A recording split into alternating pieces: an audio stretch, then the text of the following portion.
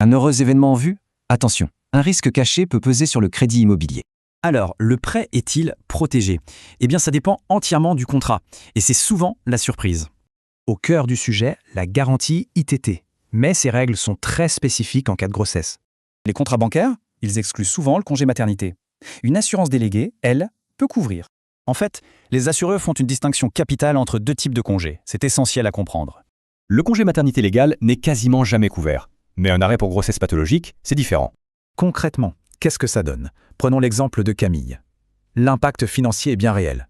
Avec sa banque, Camille touche 0 €. Avec un contrat adapté, presque tout son arrêt est couvert. Mais il n'y a pas que la couverture. Changer d'assurance, c'est aussi faire de grosses économies. On parle de grosses économies, jusqu'à 15 000 € sur toute la durée du prêt. Alors comment faire pour mieux se protéger? Heureusement, une loi récente a tout simplifié. C'est la loi Lemoine. Depuis 2022, on peut changer d'assurance de prêt à tout moment, et sans frais.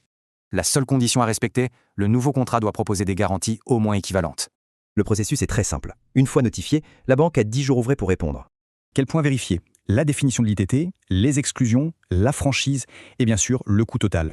Pour résumer, le congé pathologique peut être couvert, la loi Lemoine libère le choix et les économies sont réelles. La vraie question est donc, l'assurance de prêt actuelle est-elle vraiment prête pour l'avenir de la famille?